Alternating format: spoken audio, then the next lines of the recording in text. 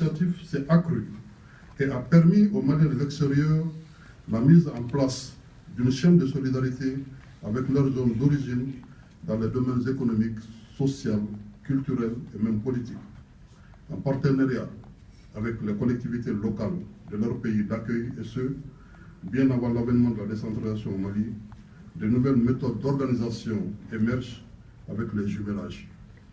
Les entités villageoises sont très vite dépassées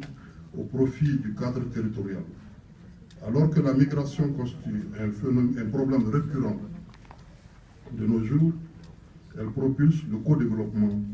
en capitalisant et valorisant les capacités d'organisation et les expériences associatives pour le développement local du Mali. Les Maliens de l'extérieur, de par leur double appartenance communautaire, sont porteurs de projets de développement menés dans leur zone d'origine avec l'appui des collectivités locales françaises et des comités d'entreprise. C'est ainsi qu'un programme de co-développement conçu et élaboré par le comité franco-malien, mis en place en 1998 et exécuté de 2003 à 2009 sur le financement du Fonds de solidarité prioritaire de la France par la cellule technique de co-développement du Mali. Ce programme visait à appuyer les dynamiques associatives, à faciliter la mobilisation des transferts de fonds et à renforcer les liens entre les jeunes issus de la migration et leur pays d'origine, le Mali.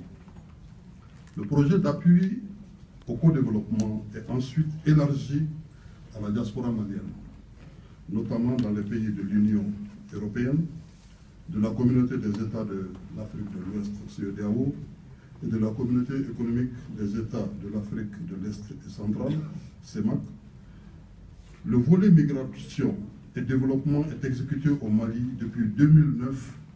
sur financement de l'Union européenne à travers le Centre d'information et de gestion des migrations, CIGEM. La mise en œuvre de cette convention a permis la réalisation, entre autres, de 47 projets de développement local, cofinancés principalement en région de Caille, dans les domaines de la santé, de l'éducation, de l'hydraulique et de l'agriculture.